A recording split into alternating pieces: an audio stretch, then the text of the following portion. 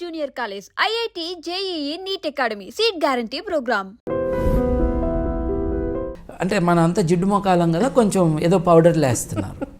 ఈ పౌడర్లు వేస్తా ఉంటే ఆయన అక్కడ నుంచుని ఏమనుకున్నావు, నేను గాజులు తొడుక్కున్నాను అనుకున్నావా అన్నాడు.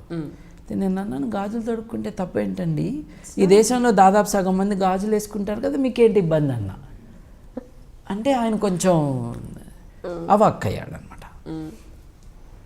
It tells you something. గాజులు వేసుకున్న వాళ్ళు పవర్ఫుల్ కాదు అని వాళ్ళ మైండ్లో ఉంది. ఆడవారి పట్ల ఉన్న చులకన భావం ఇక్కడ కూడా బయటపడింది. సో బేసిక్గా మనం అండర్స్టాండ్ చేసుకోవాల్సింది ఏంటి అని అంటే, ఇవాళ మనం జ్యోతిష్యం అని దేనంటున్నామో, ఒకప్పుడు జ్యోతిష్యం అంటే it was knowledge of the movement of planets, గ్రహాల గతులను అర్థం చేసుకునే విజ్ఞానాన్ని జ్యోతిష్యం అనేవాళ్ళు. దానితో పాటు ఫలిత జ్యోతిష్యం కూడా ఉండేది. ఇవాళ దే హ్యావ్ స్ప్లిట్. గ్రహాల గతుల జ్ఞానాన్ని ఖగోళ విజ్ఞానం అంటున్నాము.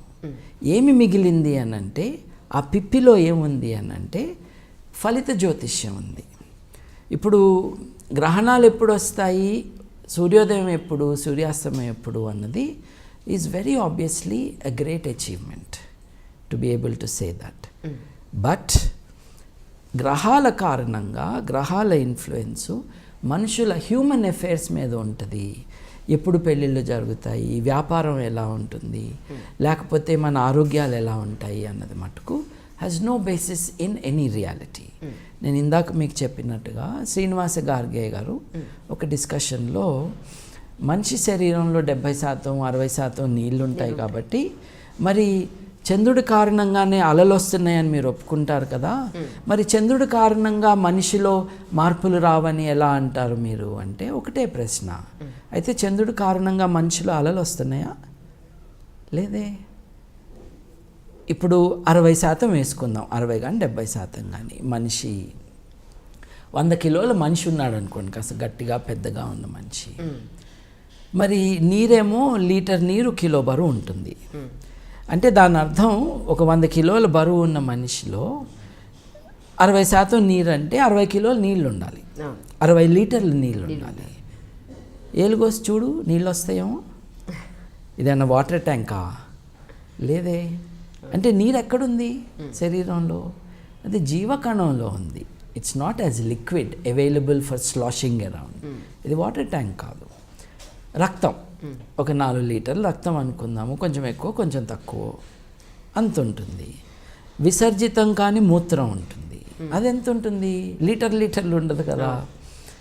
సో మీరు మొత్తం 5-6 లీటర్ల లిక్విడ్ గురించి మాట్లాడుతున్నారు శరీరంలో. ఇప్పుడు సముద్రంలో అలలు రావటానికి ట్రిలియన్స్ ఆఫ్ లీటర్స్, అంటే 100 కోట్ల కంటే ఇంకా కొన్ని ఎక్కువ రెట్లు లీటర్లు ఉన్న నీటి మీద చంద్రుడి యొక్క ఇన్ఫ్లుయెన్స్ ఉంటుంది. అంత నీరు మన దగ్గర లేదు కదా. So it is not possible. అంటే సైన్స్ పదజాలాన్ని వాడుకుంటూ ఈ వ్యాపారాన్ని నిలబెట్టుకోవటానికి రకరకాల ఇంటర్ప్రిటేషన్స్. ఇండివిజువల్ జ్యోతిష్యుడితో పోట్లాట కాదు, ఇది రాంగ్. దీనికోసం ఇప్పుడు ఆరోగ్యం బాగాలేదు, డాక్టర్ దగ్గరికి వెళ్తే 500 రూపాయలు అవుతాయి, తర్వాత టెస్ట్లకు ఇంకొక 4-5 వేలు అవుతాయి. But at least you know where your body is. అంటే 5,000 రూపాయల్లో మీ పరిస్థితి ఏంటి, దీనికి ఏం చేయాలి అన్నది అర్థమవుతుంది. మీరు డాక్టర్ మీద కోపం వచ్చి, డాక్టర్ నాతో 5,000 ఖర్చు పెట్టిస్తున్నాడు అని జ్యోతిష్యుడి దగ్గరికి వెళ్ళి 10,000 ఇస్తే ఎట్లా? This is my point. నీకు ఈ ప్రాబ్లం ఉంది, దీనికి రెమెడీ ఇది, దీనికి 5,000 దీనికి ఖర్చు అవుతాయి, 3,000 దానికి ఖర్చు అవుతాయి, ఈ దానం ఇది అని చెప్పేసి 10,000 ఖర్చు పెడుతున్నారు. అలా చేయొద్దండి, ఆలోచించుకోండి అని చెప్పటమే. Also to say that modern science, modern medicine, this is the way for our welfare. ఇప్పుడు 40 ఏళ్ళకి పుట్టుకుమనే మనిషి ఇవాళ 60 ఏళ్ళు 67 ఏళ్ళు బతుకుతున్నాడు అని అంటే అది సైన్స్ కారణంగా. ఎక్కువ కాలం మన వాళ్ళు బతకాలన్న కోరికతో ఎక్కువ మనం సైన్స్ మీద డిపెండ్ అవ్వాలన్నది ఉద్దేశం. సో గ్రహాల గతులకి మనుషుల వ్యవహారాలకి డైరెక్ట్ లింక్ లేదండి. సైన్స్ క్యాల్కులేషన్ స్కూల్లో నేర్చుకున్న సైన్సేనండి. ఆ ఈక్వేషన్లు వేస్తే బిడ్డ పుట్టినప్పుడు ఆ బిడ్డని హ్యాండిల్ చేస్తున్న డాక్టర్లు కానీ మిడ్వైఫ్స్ కానీ వాళ్ళ దగ్గర ఉన్న మెడికల్ ఇన్స్ట్రుమెంట్స్ ఉంటాయి చూడండి, వాటికే శనిగ్రహం కంటే ఎక్కువ ఇన్ఫ్లుయెన్స్ ఉంటుంది. And whatever influence is there, that is the influence of gravity. Gravity does not decide your health. మీరు అనొచ్చు జూపిటర్కి వెళ్తేనో ఇది జరుగుతుంది అని మనిషి కనుక్కున్నాడు తప్ప ఇలా జరగడాన్ని ఇలా జరగాలి అని చెప్పని మనిషి అయితే చేయలేదు కదా. ఇప్పుడు వేసవి కాలంలో చెట్లు కానీ, శీతాకాలంలో ఉండే వెదర్ కానీ, వర్షాకాలంలో ఉండే వెదర్ కానీ మనిషి క్రియేట్ చేసింది కాదు. ఇప్పుడు కూడా మీరు ఒప్పుకోరా భగవంతుడు ఉన్నాడని? మీరు అన్నదానికి మీరు అడిగిన క్వశ్చన్కి అసలు సంబంధమే లేదు. నిజానికి మనిషి క్రియేట్ చేయలేదు ఈ ప్రపంచాన్ని, మనిషి క్రియేట్ చేయలేదు. ఇది టీవీ డిబేట్ అనుకుందామండి. ఏంటండి మరి అన్నదానికి అర్థం చెప్పండి నాకు. అసలు ఈ అబ్జర్వేషన్కి దేవుడు ఉన్నాడని మీరు అంటున్నారు, ఎట్లా అంటున్నారు చెప్పండి. ఇప్పుడు అంటే ఈ ప్రపంచాన్ని మనిషి కాదు కదా క్రియేట్ చేసింది, మరి మనిషిని క్రియేట్ చేసింది ఎవరు అలా అనుకుంటే? మీరు క్రియేషన్ అన్నప్పుడు క్రియేటర్ని ఎత్తుక్కుంటారు. సరే, క్రియేటర్ ఎవరు? అసలు మనిషి ఇవాల్వ్ అయ్యాడు కదా, క్రియేట్ కాలేదు కదా. అంటే మీ పదాలకి మీరు బానిసలు అయిపోయి ఆ భావాలకి మీరు దాసోహం అన్నాక క్లియర్ థింకింగ్ అన్నదా టీవీ డిబేట్ ఆపేద్దాం. I will explain. చెప్పండి. అంటే ఏంటంటే సృష్టి అని అన్నాక సృష్టికర్తని ఎత్తుక్కుంటారు, తల్లిదండ్రులు అన్నాక తల్లి తండ్రిని ఎత్తుక్కుంటారు. అంటే మీ భాషలో ఒక కాన్సెప్ట్ ఉంది, ఆ కాన్సెప్ట్ని వాడుకుని మీరు ఆ పదం యొక్క కాన్సిక్వెన్సెస్ని వెతుక్కుంటున్నారు. ఓకే, కానీ సృష్టి ఆవిర్భవించింది కదా, పుట్టలేదు కదా. సృష్టి అన్న పదం తప్పు కదా. So I will now help you revise this statement. ఈ విశ్వం యొక్క ఆవిర్భావం అనాలి, విశ్వం యొక్క సృష్టి అనకూడదు. ఎప్పుడైతే సృష్టి అంటారో మీరు సృష్టికర్తను వెతుక్కుంటారు. సో ఈ భగవంతుడు అన్న ఐడియాకి దీనికి సంబంధం లేదు. వానాకాలంలో వాన పడుతుంది అని చెప్పడానికి తెలివక్కర్లేదండి. అక్కడి నుండి తీసుకొచ్చి ఇదంతా కూడా భగవంతుడి లింక్ అయిందన్న దాంట్లో పెద్ద లాజికల్ ప్రాబ్లం ఉందండి, ఒకసారి ఆలోచించుకోండి. రైట్. బట్ మనం ఈ అబ్జర్వేషన్ ఆఫ్ ది యూనివర్స్ ఏదైతే ఉందో, ఎంతో కాలం కొన్ని వేల సంవత్సరాల పాటు మానవాళి తన మనుగడ కోసం, సర్వైవల్ కోసం ఈ అబ్జర్వేషన్ చేయటం, చేసిన అబ్జర్వేషన్ నాలెడ్జ్ని వేరే వారికి పాస్ చేయటం, ఇట్స్ ఎ గ్రాండ్ అచీవ్మెంట్ అండి. ఇప్పుడు లాస్కో గుహలు ఉన్నాయి, నేను ఇందాక చెప్పిన ఫ్రాన్స్ గుహలు. ఆ గుహల్లో ప్రతి సంవత్సరము జూన్ 1 తేదీన ఈ సూర్యకిరణాలన్నీ పోయి ఒక స్పాట్లో పడతాయి అని వాళ్ళు గమనించారండి. గమనించి అక్కడ ఒక రాయి పెట్టారండి. రాయి పెట్టినందుకు అక్కడ కిరణాలు వెళ్ళలా, కిరణాలు వెళ్తున్న చోట మీరు రాయి పెట్టారు. తేడా లేదు, చాలా తేడా. ఇది అబ్జర్వేషన్. అలా చేయటం, ఈ విషయాన్ని వేరే వారికి వాళ్ళు నాలెడ్జ్గా ఇవ్వటం 25,000 సంవత్సరాల క్రితం. అలాగే ఇట్స్ ఎక్స్ట్రాడినరీ అండి. మనం కార్బన్ డేటింగ్తో we can come to some conclusions about when something happened.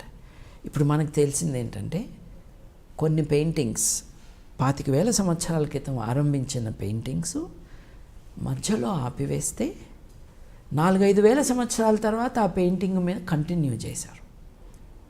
What does it tell you?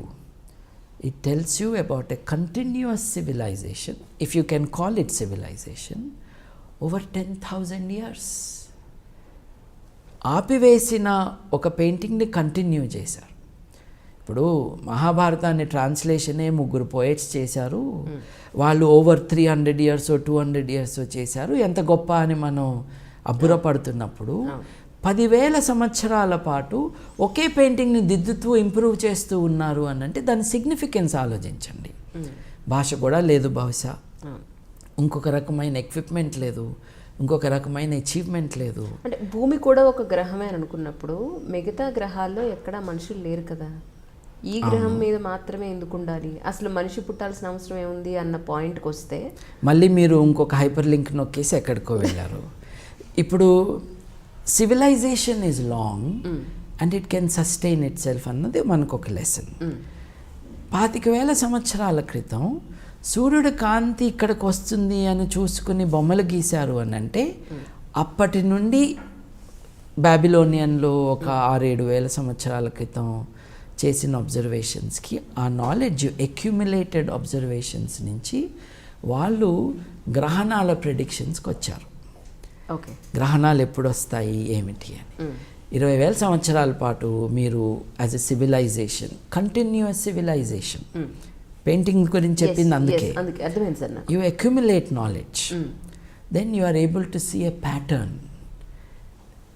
ఈ తేదీన, ఈ రోజున, ఈ టైంకి మనం అంటున్న సూర్యోదయం జరుగుతుంది, మనం అంటున్న సూర్యాస్తమం జరుగుతుంది అని మనం చెప్పగలుగుతున్నాం. It is the accumulated knowledge of humanity.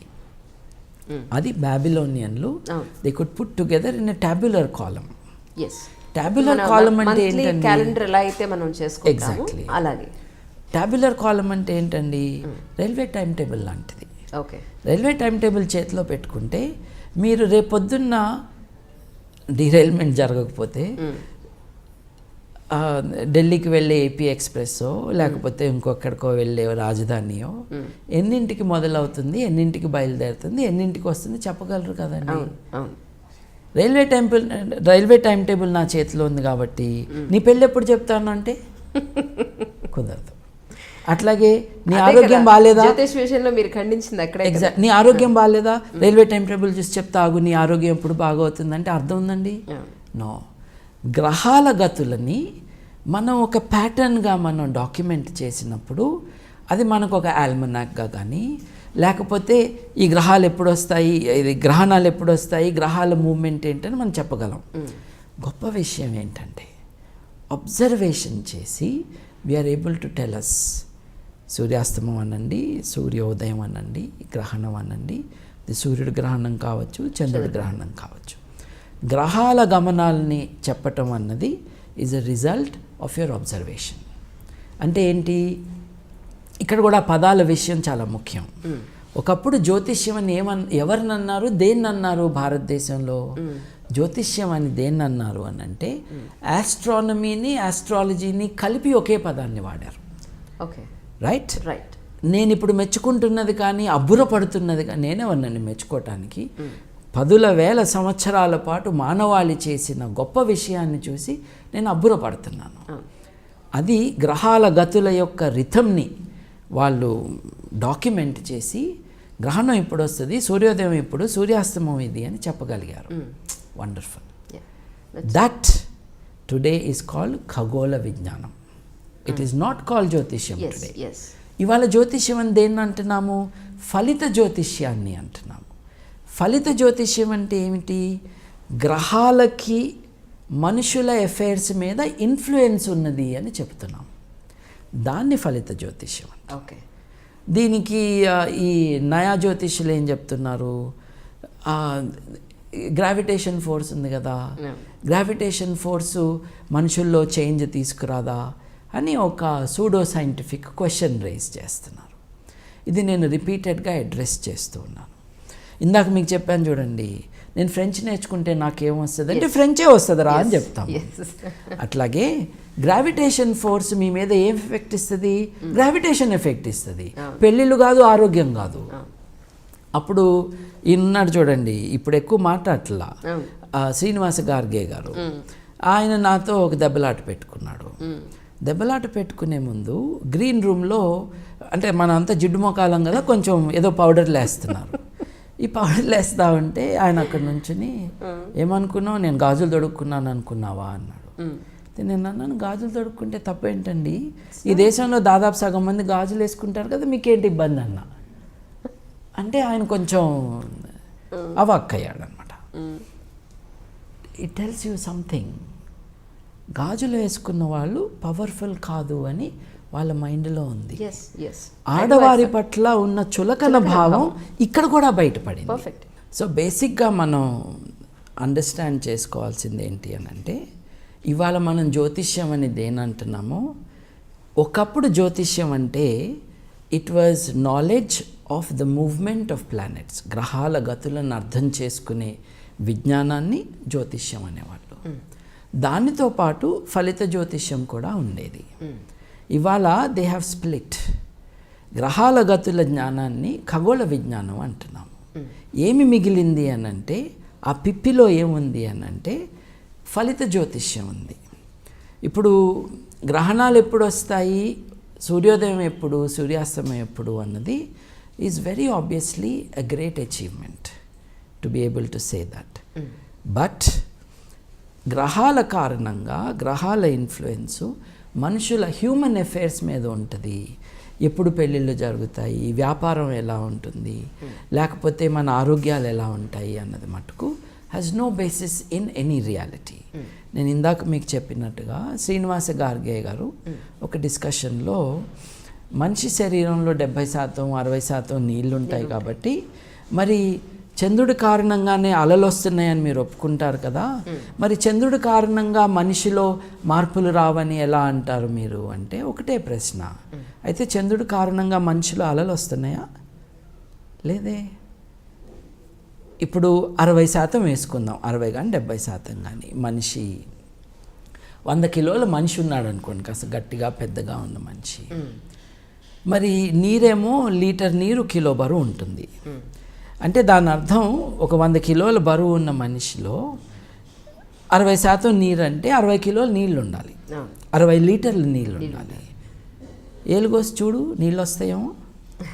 ఇదన్నా వాటర్ ట్యాంకా? లేదే. అంటే నీరు ఎక్కడుంది శరీరంలో? అది జీవకణంలో ఉంది. It's not as liquid available for sloshing around. ఇది వాటర్ ట్యాంక్ కాదు. రక్తం ఒక 4 లీటర్లు రక్తం అనుకుందాము, కొంచెం ఎక్కువ కొంచెం తక్కువ అంత ఉంటుంది. విసర్జితం కానీ మూత్రం ఉంటుంది, అది ఎంత ఉంటుంది? లీటర్లు ఉండదు కదా. సో మీరు మొత్తం 5-6 లీటర్ల లిక్విడ్ గురించి మాట్లాడుతున్నారు శరీరంలో. ఇప్పుడు